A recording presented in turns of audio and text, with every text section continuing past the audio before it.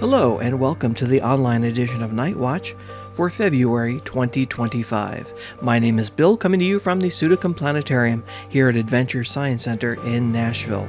And as always, we'll start off with the moon phases this month and find the moon will be at first quarter on the 5th, full moon on the 12th, last quarter moon on the 20th, and new moon on the 27th.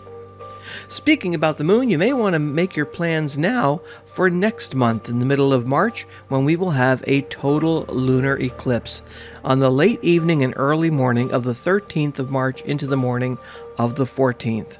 For the central time zone, like Nashville, the main parts of the eclipse will all be occurring on the morning of the 14th. The partial eclipse will begin at 12:09 a.m. Central Daylight Time, with the total eclipse beginning at 1:26 a.m., the middle of the eclipse at 1:58 a.m., total eclipse ending at 2:31 a.m., and the partial eclipse ending at 3:48 a.m. Central Daylight Time.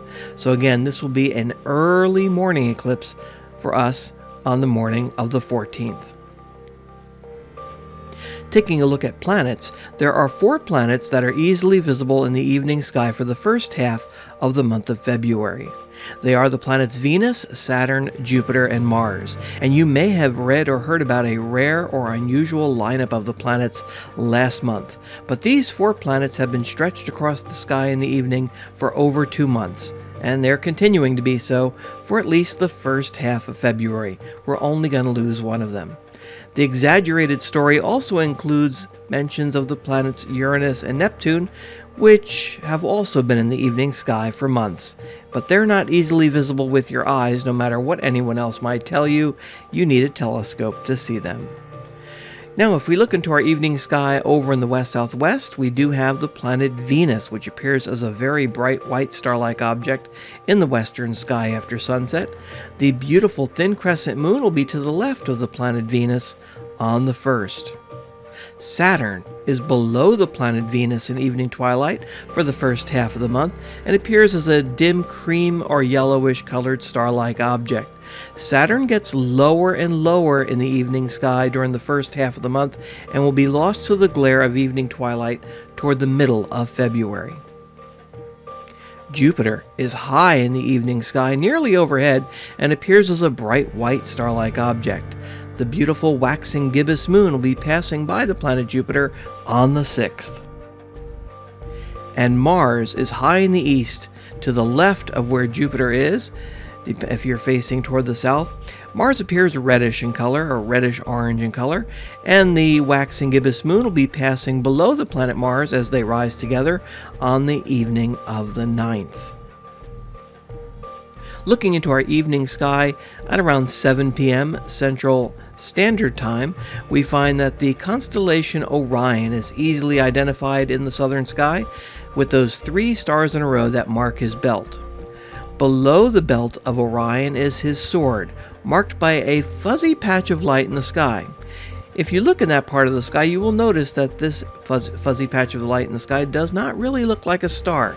It is actually the beautiful star cloud called the Orion Nebula, or M42, or if some like catalog designation numbers by astronomers, it's also known as NGC 1976.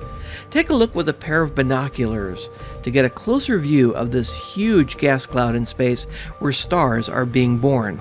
A telescope will give you an even closer and closer view of this area of the sky and some of the bright stars that are being born in this stellar nursery.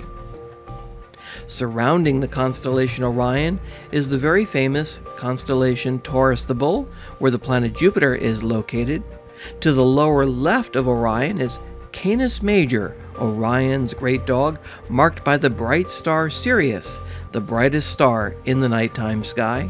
Of course, the sun is the brightest star in the sky that gives us daytime. Now, above Canis Major, we have Canis Minor, Orion's little dog. And going from the lower right side to the upper left side, we cut across Orion diagonally up to the constellation Gemini, the twins. Gemini is the constellation that the planet Mars is located in, and it's marked by the head stars Castor and Pollux, which are also called the twin stars because they're very much close in brightness to each other. Now, if we turn around and face toward the northern part of the sky, we can see the 7 stars that we usually refer to as the Big Dipper beginning to rise low in the northeastern sky. The Big Dipper is a group of stars that we call an asterism, which is part of the constellation in Greek mythology known as Ursa Major, the Great Bear. Now, if you can't remember everything I've mentioned in this online edition of Nightwatch, you can grab a copy of our monthly star chart online at adventuresci.org/starcharts, where you can print out the chart and also get more information about the nighttime sky each month. And don't forget to come visit us here at the Sudekum Planetarium and Adventure Science Center for our regular planetarium shows and other activities in the Science Center. Visit adventuresci.org for more information and schedules. And until next time, I'm Bill here at the Sudekum Planetarium, and I want to wish you clear skies.